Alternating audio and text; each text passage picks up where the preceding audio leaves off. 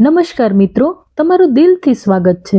મિત્રો, આજે હું તમારા માટે એક એવી વાર્તા લઈને આવી છું જેમાં એક પરિવાર પર એવો આરોપ મૂકવામાં આવે છે કે જે સાંભળીને આખું સમાજ તેમને ગુનેગાર માની લે છે.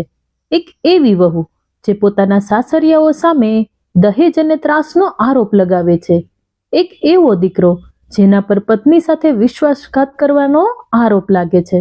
અને એક એવો પિતા જેણે આખી જિંદગી ઈમાનદારીથી પોલીસની નોકરી કરી હોય, પરંતુ નિવૃત્તિ પછી પોતાના જ ઘરમાં આરોપીના કઠેડામાં ઊભું રહેવું પડે છે. પરંતુ સવાલ એ છે કે ખરેખર ગુનેગાર કોણ હતું? શું અશોક અને તેનો પરિવાર ખરેખર દહેજના લોભી હતા, કે પછી આ બધાની પાછળ કોઈ એવી સાજિશ હતી જેનો ભેદ ખુલતા આખું કોર્ટરૂમ હચમચી જવાનું હતું? સત્ય સામે આવતા પહેલા ઘણું બધું તૂટી જવાનું હતું. સંબંધો, વિશ્વાસ અને એક પરિવારની ઇજ્જત. તો ચાલો શરૂ કરીએ આજની હૃદયસ્પર્શી અને સસ્પેન્સ વાર્તા, સાજિશ. રાતના લગભગ 9:15 વાગ્યા હતા. નિવૃત્ત સબ ઇન્સ્પેક્ટર અશોક ત્રિપાઠી પોતાના જૂના સોફા પર બેસીને ટીવી જોઈ રહ્યા હતા. ઉંમર 65 વર્ષની થઈ ગઈ હતી, પરંતુ તેમની આંખોમાં આજે પણ પોલીસની નોકરીના દિવસો જેવી જ સતર્કતા હતી. વર્ષો સુધી ગુનેગારોની પૂછપરછ કરનાર આ માણસ હવે પોતાના જીવનના શાંત દિવસો પસાર કરી રહ્યો હતો. રસોડામાં તેમની પત્ની સુનેના રાત્રિનું જમવાનું બનાવી રહી હતી. ચૂલા પર શાક ચડેલું હતું અને તવા પર રોટલી ફૂલી રહી હતી. વચ્ચે વચ્ચે સુનેના રસોડામાંથી અશોકને કંઈક કહેતી અને બંને જૂની વાતો યાદ કરીને હસતા. તેમનું જીવન ખૂબ સામાન્ય હતું. ન કોઈ મોટો શોખ, ન કોઈ મોટી ઈચ્છા, બસ એક નાનકડું ઘર, પેન્શન અને એક દીકરો. તેમનો દીકરો મનીષ લગ્ન પછી પોતાની પત્ની સિદ્ધિ સાથે બેંગ્લોરમાં રહેતો હતો. અશોક અને સુનેના અહીં એકલા રહેતા હતા. દીકરો દૂર હોવા છતાં બંનેને તેના પર ખૂબ ગર્વ હતો. પરંતુ એ રાતે જાણે તેમના જીવનમાં એક એવું તોફાન આવવાનું હતું જેની તેમને જરા પણ ખબર નહોતી. અચાનક દરવાજાની ઘંટડી જોરથી વાગી. સુનેના ચોંકી ગઈ. તેણે રસોડામાંથી જ અવાજ આપ્યો, અશોકજી, જરા જોઈ આવો, આ સમયે કોણ આવ્યું છે? અશોકે ટીવી બંધ કર્યું, ધીમેથી ઊભા થયા અને દરવાજા તરફ ગયા. દરવાજો ખોલતા જ તેઓ એક ક્ષણ માટે સ્તબ્ધ થઈ ગયા. સામે તેમનો દીકરો મનીષ ઊભો હતો. પરંતુ આ એ મનીષ નહોતો જેણે તેઓ હંમેશા હસતો અને આત્મવિશ્વાસથી ભરેલો જોતા હતા. આજે તેનો ચહેરો ગભરાયેલો હતો. વાળ અસ્તવ્યસ્ત હતા, આંખો લાલ હતી અને ચહેરા પર એવી ચિંતા હતી કે અશોક તરત જ સમજી ગયા કે કંઈક ગંભીર થયું છે. અરે મનીષ, તું આ સમયે અચાનક કેવી રીતે આવ્યો? મનીષે કોઈ જવાબ ના આપ્યો. તે ઘરમાં આવ્યો અને આસપાસ જોવા લાગ્યો, જાણે તેને ખાતરી કરવી હોય કે ઘરમાં બીજું કોઈ નથી ને. સુનેના પણ રસોડામાંથી બહાર આવી. દીકરાને જોઈને તેના ચહેરા પર ખુશી આવી, પરંતુ મનીષની હાલત જોઈને એ ખુશી તરત ચિંતામાં બદલાઈ ગઈ. દીકરા, બધું બરાબર છે ને? અને સિદ્ધિ ક્યાં છે? તું એકલો આવ્યો છે? મનીષે એક ક્ષણ માટે આંખો નીચે કરી દીધી. એ પોતાના પિયર ગઈ છે. સુનેનાને આશ્ચર્ય થયું. પણ અચાનક? અને તું પણ અહીં? કોઈ ઝઘડો થયો છે? મનીષે નજર ચોરીને કહ્યું, ના માં, કંઈ નથી. બસ એને પિયરની યાદ આવી હતી એટલે મેં તેને મોકલી દીધી અને હું પણ અહીં આવી ગયો. અશોક ચૂપચાપ પોતાના દીકરાને જોઈ રહ્યો હતો. પોલીસની નોકરીએ તેમને એક વાત તો શીખવી દીધી હતી, માણસના શબ્દો કરતાં તેના ચહેરા અને શરીરની ભાષા વધારે સત્ય બોલે છે. અને મનીષનો ચહેરો કહી રહ્યો હતો કે વાત એમ જ નહોતી. રાત્રે જમવાનું થયું. સુનેનાએ મનીષની મનપસંદ દાળ બનાવી હતી, પરંતુ મનીષે 2-4 કોડિયા ખાધા અને થાળી બાજુએ મૂકી દીધી. દીકરા, કંઈ થયું છે? સુનેનાએ ફરી પૂછ્યું. ના માં, સિદ્ધિ સાથે ઝઘડો થયો. ના? તો પછી તું આટલો પરેશાન કેમ છે? મનીષે કોઈ જવાબ ન આપ્યો. અશોકે પણ તે સમયે કંઈ પૂછ્યું નહીં. તેમણે વિચાર્યું કે કદાચ દીકરો પોતે જ બધું કહેવા માંગે છે. રાત પસાર થઈ, પરંતુ ઘરમાં શાંતિ નહોતી. એક અજાણી ચિંતા બધાને ઘેરી રહી હતી. બીજે દિવસે સવારે લગભગ 9 વાગ્યા હતા. અશોક, સુનેના અને મનીષ નાસ્તો કરી રહ્યા હતા. અચાનક મુખ્ય દરવાજો ધડામ કરતો ખુલ્યો. કોઈએ દરવાજો ખખડાવ્યો નહીં, કોઈએ ઘંટી પણ વગાડી નહીં. સીધી અંદર આવી. તેના હાથમાં મોટો સુટકેસ હતો. ચહેરા પર ગુસ્સો હતો અને આંખોમાં અહંકાર. તે કોઈને કંઈ કહ્યા વિના સીધી પોતાના રૂમમાં ગઈ, કબાટ ખોલ્યું અને પોતાના મોંઘા કપડાં, સાડીઓ અને ઘરેણાં સુટકેસમાં નાખવા લાગી. સુનેના દોડીને તેની પાછળ ગઈ. અરે વહુ, આ શું કરી રહી છે? બધું અહીં જ સુરક્ષિત છે. આ બધું શા માટે લઈ રહી છે? સિદ્ધિએ ગુસ્સામાં કહ્યું, હમણાં તો હું કપડાં અને ઘરેણાં લઈને જઈ રહી છું. થોડા દિવસ રાહ જુઓ, આખો ઘર પણ મારું કરી લઈશ અને તમારા દીકરાના પગારમાંથી અડધો ભાગ પણ લઈશ. સુનેના જાણે વીજળીનો આંચકો લાગ્યો હોય એમ ઊભી રહી. વહુ, તું આ કેવી વાત કરે છે? કોઈ વાત થઈ છે તો બેસીને વાત કરીએ. સિદ્ધિએ આંખો ત્રાસી કરીને કહ્યું, હવે વાત કરવાનો કોઈ અર્થ નથી. મને ગામડિયણ કે મૂર્ખ સમજવાની ભૂલ ન કરશો. હું મારો હક લેવાનું જાણું છું. અશોક પણ ત્યાં આવી પહોંચ્યા. તેમણે શાંતિથી પૂછ્યું, સિદ્ધિ, આખરે થયું છે શું? સિદ્ધિએ કોઈ જવાબ આપ્યો નહીં. સુટકેસ બંધ કરી અને બહાર નીકળવા લાગી. મનીષ તરત તેની સામે આવ્યો. સિદ્ધિ, આમ ન જા, મારી વાત તો સાંભળ. સિદ્ધિએ તેનો હાથ ઝટકીને કહ્યું, જ્યારે તું બીજી છોકરીઓ સાથે વાત કરતો હતો ત્યારે મારી વાત સાંભળવાની યાદ નહોતી આવી? હવે બહુ સારો માણસ બનવાનો પ્રયત્ન કરે છે. અશોક અને સુનેના બંને ચોંકી ગયા. બીજી છોકરી? અશોકે મનીષ તરફ જોયું. મનીષ કંઈ બોલે તે પહેલા જ સિદ્ધિએ બહાર બૂમ પાડવાનું શરૂ કર્યું. હા, તમારો દીકરો બીજી છોકરીઓ સાથે વાત કરી રહ્યો છે. હું હવે તેની સાથે નહીં રહું. મને છૂટાછેડા જોઈએ છે. પડોશીઓ ઘરની બહાર ભેગા થવા લાગ્યા. લોકો બારીમાંથી જોવા લાગ્યા. સિદ્ધિ જાણે ઈચ્છતી જ હતી કે આખી સોસાયટી સાંભળે. તેણે વધુ જોરથી કહ્યું, આ લોકો ખૂબ સારા બનવાનો ઢોંગ કરે છે. અંદરથી બધું અલગ છે. પછી તે સુટકેસ લઈને ત્યાંથી નીકળી ગઈ.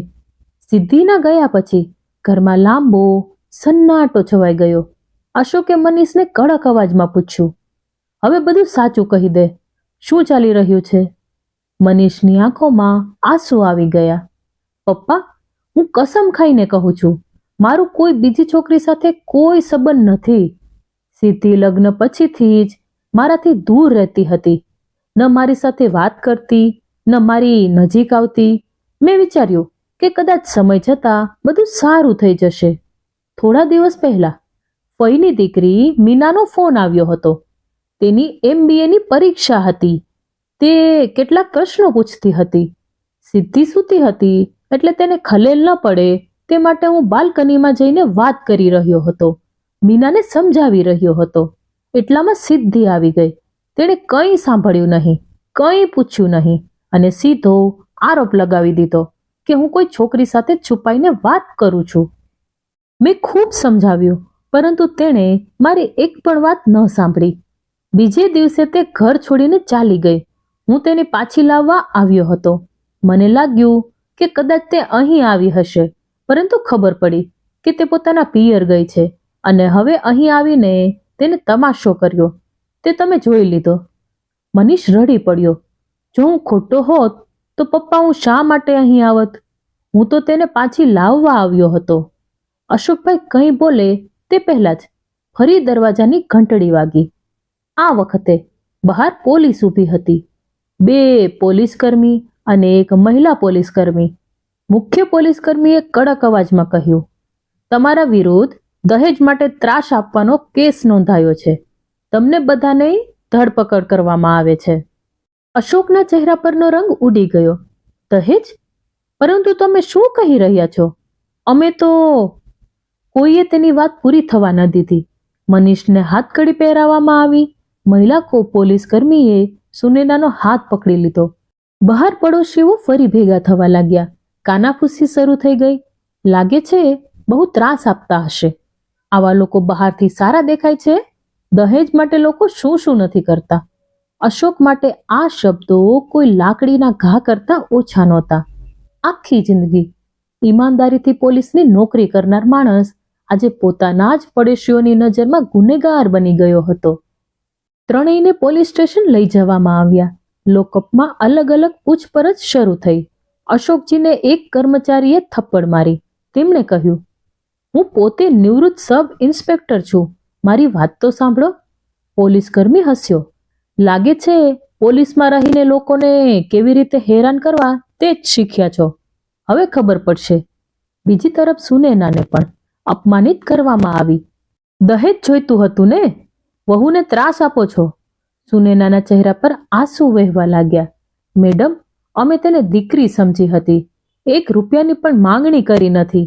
મનીષ પણ તૂટી રહ્યો હતો, પરંતુ તેને પોતાની ચિંતા કરતા વધારે માતા પિતાની ચિંતા હતી. તે કંઈ કરી શકતો નહોતો. પોલીસ સ્ટેશનના એક કર્મચારીએ મજાક કરતા કહ્યું, તમારો કોઈ સગો છે કે જે જામીન કરાવવા આવશે? આખા લોકઅપમાં હાસ્ય ગુંજી ઉઠ્યું. થોડી વાર પછી એક પોલીસ કર્મચારી આવ્યો. અશોક અને સુનૈનાના જામીન થઈ ગયા છે. અશોકને આશ્ચર્ય થયું. કોણે જામીન કરાવ્યા હશે? બહાર આવ્યા તો સામે તેનો જૂનો મિત્ર અનિલ ઊભો હતો. અનિલ પોતે વકીલ હતો. અશોકે તેને જોઈને ગળે લગાવી લીધો. અનિલે કહ્યું, મને ખબર પડી કે તારા વિરુદ્ધ કેસ થયો છે, એટલે હું તરત કોર્ટમાં ગયો. મિત્ર, હું માનતો જ નથી કે તું અને ભાભી ક્યારેય દહેજ માંગી શકો. પછી તેણે ધીમેથી કહ્યું, પરંતુ મનીષને હજી જામીન મળ્યા નથી. સુનૈના રડવા લાગી. મારો દીકરો આખી રાત અહીં રહેશે? મનીષે માતા તરફ જોયું અને કહ્યું, માં, તમે બંને બહાર છો એ જ મારા માટે ઘણું છે. એ ક્ષણે અશોકની આંખમાં પણ આંસુ આવી ગયા. બહાર આવ્યા પછી અનિલે કહ્યું, અશોક, કેસ ગંભીર છે.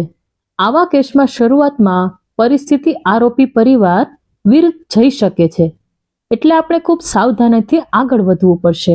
અશોકે કહ્યું, અનિલ, તું જ મારો કેસ લડ. મને મારી ઇજ્જત બચાવી છે. અનિલ થોડો સમય ચૂપ રહ્યો. મિત્ર, આ કેસ મુશ્કેલ છે, પરંતુ હું તારી મદદ કરીશ. અશોકે માત્ર એટલું કહ્યું, મારે પૈસા કે કંઈ બીજું નથી જોઈતું. મને ફક્ત સત્ય જોઈએ છે. કોર્ટમાં પ્રથમ સુનાવણીનો દિવસ આવ્યો. કોર્ટરૂમમાં લોકોની ભીડ હતી. અશોક, સુનૈના અને મનીષ કઠેડામાં ઊભા હતા. સિદ્ધિને સાક્ષી તરીકે બોલાવવામાં આવી. સિદ્ધિ આગળ આવી. તેના ચહેરા પર બનાવટી આંસુ હતા. તેણે કહ્યું, માય લોર્ડ, મારા સાસુ સસરા અને પતિ ત્રણેય મને દહેજ માટે ત્રાસ આપતા હતા. તેઓ મારી પાસે મોંઘી વસ્તુઓની માંગણી કરતા હતા. ક્યારેક એર કન્ડિશનર, ક્યારેક ફ્રીજ, ક્યારેક ટીવી. મારા પિતા સામાન્ય શિક્ષક છે. તેઓ આ બધું ક્યાંથી આપે?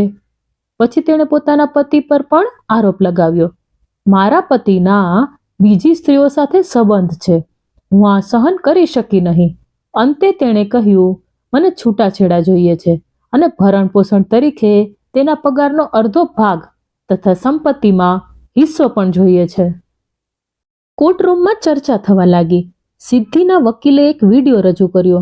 વિડીયોમાં સુનૈના ગુસ્સામાં સિદ્ધિને કહેતી દેખાતી હતી, જો તને એર કન્ડિશનરમાં સૂવાનો એટલો જ શોખ છે તો તારા પિતાને કહીને મંગાવી લે. તેમણે દહેજમાં તને કંઈ આપ્યું નથી. વિડીયો જોઈને લોકો સુનૈના પર શંકાની નજરે જોવા લાગ્યા. પરંતુ અશોકના મનમાં તરત જ એક સવાલ ઊભો થયો, આ વિડીયો કોણે બનાવ્યો અને આખી વાત શા માટે દેખાતી નથી? સુનૈનાને એ દિવસ યાદ આવ્યો. સિદ્ધિ લગ્ન પછી નવી નવી આવી હતી. મનીષ બેંગ્લોર ચાલ્યો ગયો હતો. સિદ્ધિએ કહ્યું હતું, મારા રૂમમાં એર કન્ડિશનર લગાવો. સુનૈનાએ સમજાવ્યું હતું કે હમણાં જ લગ્નનો ઘણો ખર્ચ થઈ ગયો છે, આવતા મહિને પેન્શન આવ્યા પછી લગાવીશું. સિદ્ધિ જીદ કરતી રહી. સુનૈનાએ તેને પોતાના રૂમમાં સૂવા માટે કહ્યું, પરંતુ સિદ્ધિ તૈયાર નહોતી. ઘણી સમજાવટ પછી સુનૈના ગુસ્સે થઈ ગઈ અને તે વાક્ય બોલી ગઈ અને સિદ્ધિએ એ જ ક્ષણને કેદ કરી લીધી. અશોક સમજી ગયા કે વાત સામાન્ય નથી. સિદ્ધિ જાણે કોઈ પુરાવા બનાવવા માટે જ સુનૈનાને ઉશ્કેરી રહી હતી. સુનાવણી પછી અનિલે કહ્યું, કેસ મુશ્કેલ છે. અશોકે ધીમેથી કહ્યું, અનિલ, મને એક વાત સતત પરેશાન કરી રહી છે. જો સિદ્ધિ ખરેખર આટલી પરેશાન હતી તો પછી તે લગ્ન પછી બેંગ્લોર કેમ ગઈ? અને મનીષ કહે છે કે તે ઘણી વખત ઘરની બહાર રહેતી હતી. અશોકે મનીષને પૂછ્યું, બેટા, તારા બેંગ્લોરના ફ્લેટમાં સીસીટીવી હતા? મનીષે કહ્યું, હા, હતા. અશોકની આંખમાં પહેલીવાર આશાની ઝલક દેખાઈ. તો પછી એ સીસીટીવી આપણને સત્ય સુધી પહોંચાડી શકે છે. મનીષે કહ્યું, સીસીટીવીની દેખભાળ રાખતો છોકરો મારો મિત્ર છે. હું તેનો નંબર આપી શકું છું. અનિલે તરત જ કામ શરૂ કર્યું. એ જ રાતે સીસીટીવી ફૂટેજ મંગાવવામાં આવી. અનિલે કલાકો સુધી ફૂટેજ જોઈ. 1 દિવસ, 2 દિવસ, 3 દિવસ અને પછી અચાનક એક દ્રશ્ય તેની નજર સામે અટકી ગયું. સિદ્ધિ ફ્લેટમાંથી એક અજાણ્યા યુવક સાથે બહાર નીકળી રહી હતી. બીજા દિવસે ફરી એ જ યુવક, ત્રીજે દિવસે ફરી એ જ વ્યક્તિ. બંને ઘણીવાર કલાકો સુધી બહાર રહેતા અને દરેક વખતે સિદ્ધિ મનીષને કંઈક અલગ બહાનું આપતી હતી. અનિલે અશોકને કહ્યું, મિત્ર, મને લાગે છે કે આપણને સત્યની દિશા મળી ગઈ છે, પરંતુ પુરાવો અધૂરો હતો. યુવક કોણ હતો? સિદ્ધિ સાથે તેનો શું સંબંધ હતો? અને સૌથી મોટો સવાલ, શું આ બધું દહેજના કેસની પાછળની સાજિશ હતી? આગામી સુનાવણીના દિવસે અનિલ શર્મા ઊભા થયા. સિદ્ધિ ફરી પોતાના આરોપીનું પુનરાવર્તન કરવા લાગી, પરંતુ આ વખતે અનિલે કહ્યું, માય લોર્ડ, આજે હું કોર્ટ સમક્ષ એવો પુરાવો રજૂ કરવા માંગુ છું જે આખા કેસની દિશા બદલી શકે છે. કોર્ટરૂમમાં સીસીટીવીની ફૂટેજ ચલાવવામાં આવી. સ્ક્રીન પર સિદ્ધિ એક અજાણ્યા યુવક સાથે દેખાય. પછી બીજે દિવસે પણ એ જ યુવક, ત્રીજે દિવસે પણ એ જ યુવક. કોર્ટમાં બેઠેલા લોકો એકબીજાની સામે જોવા લાગ્યા. સિદ્ધિનો ચહેરો સફેદ પડી ગયો. તેની માતાની આંખોમાં પણ ભય દેખાયો. અનિલે કહ્યું, માય લોર્ડ, પોલીસે આ યુવકને શોધી કાઢ્યો છે. તેનું નામ ઋષિ છે અને તેને કોર્ટમાં હાજર કરવામાં આવ્યો છે. ઋષિ કઠેડામાં આવ્યો. સિદ્ધિને જોઈને તેના હાથ ધ્રુજી ગયા. ન્યાયાધીશે પૂછ્યું, તમે સિદ્ધિને ઓળખો છો? ઋષિએ માથું નીચે કર્યું અને કહ્યું, હા સાહેબ. તમારો તેની સાથે શું સંબંધ છે? થોડા સમય સુધી ઋષિ ચૂપ રહ્યો. પછી તેણે કહ્યું, અમે એકબીજાને પ્રેમ કરતા હતા. અમે દિલ્હીની એક કોચિંગમાં ભણતા હતા. કોર્ટરૂમમાં સન્નાટો છવાઈ ગયો. ઋષિ આગળ બોલ્યો, સિદ્ધિના પરિવારજનોએ તેના લગ્ન મનીષ સાથે કરાવી દીધા. તે લગ્નથી ખુશ નહોતી, પણ હું પણ કંઈ કરી શક્યો નહીં. પરંતુ લગ્ન પછી પણ અમારો સંપર્ક રહ્યો. જ્યારે તે બેંગ્લોર ગઈ ત્યારે હું પણ ત્યાં ગયો. અમે મળતા હતા. ન્યાયાધીશે કડક અવાજમાં પૂછ્યું, અને આ દહેજનો કેસ? ઋષિએ માથું ઝુકાવીને કહ્યું, આ બધું અમારી યોજના હતી. આ શબ્દો સાથે આખું કોર્ટરૂમ જાણે હચમચી ગયું. અમે વિચાર્યું હતું કે સિદ્ધિ મનીષ અને તેના પરિવાર સામે દહેજનો કેસ કરશે, પછી છૂટાછેડા લેશે અને ભરણ પોષણના પૈસા મેળવશે. સંપત્તિમાં હિસ્સો પણ મળશે. એ પૈસાથી અમે બંને આરામથી જીવન જીવી શકીશું. નોકરી કરવાની પણ જરૂર નહીં પડે. ઋષિની વાત સાંભળીને સિદ્ધિની આંખોમાંથી આંસુ વહેવા લાગ્યા, પરંતુ હવે એ આંસુ કોઈને સાચા લાગતા નહોતા. ઋષિએ આગળ કહ્યું, સિદ્ધિને મનીષ પર કોઈ આરોપ મૂકવા માટે પુરાવો જોઈતો હતો. તેથી તેણે સાસુ સુનેનાને ઉશ્કેરી અને એર કન્ડિશનર વાળી વાતનો વિડીયો રેકોર્ડ કર્યો. પછી મનીષ પર બીજી છોકરી સાથે વાત કરવાનો આરોપ મૂક્યો. તે માત્ર એક તક શોધી રહી હતી જેથી તે મનીષને છોડીને મારી પાસે આવી શકે અને સાથે પૈસા પણ મેળવી શકે. અશોકની આંખમાંથી આંસુ વહેવા લાગ્યા. સુનેના પોતાના હાથ જોડીને બેસી ગઈ. મનીષ તો જાણે પથ્થર બની ગયો હતો. જે સ્ત્રીને તેણે પત્ની તરીકે સ્વીકારી હતી તેના માટે તેણે પોતાના માતા પિતાથી દૂર રહીને જીવન શરૂ કર્યું હતું.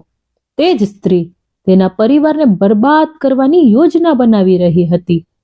સીસીટીવી ફૂટેજ, સાક્ષીઓના નિવેદનો અને ઋષિના કબૂલાત ભર્યા નિવેદન બાદ સત્ય સ્પષ્ટ થઈ ગયું હતું. ન્યાયાધીશે કહ્યું, સિદ્ધિ, તારા લગાવવામાં આવેલા દહેજ અને ત્રાસના આરોપો પુરાવાથી ખોટા સાબિત થાય છે. અશોક, સુનેના અને મનીષને નિર્દોષ જાહેર કરવામાં આવે છે. તેમને કાયદેસર રીતે તેમના માન સન્માનની રક્ષા માટે આગળની કાર્યવાહી કરવાનો અધિકાર છે. અશોક અને સુનેના એકબીજાને ભેટી પડ્યા. તેમની આંખોમાં રાહતના આંસુ હતા, પરંતુ મનીષના હૃદયમાં માત્ર દુઃખ હતું. કોર્ટની બહાર તેણે સિદ્ધિ તરફ જોયું.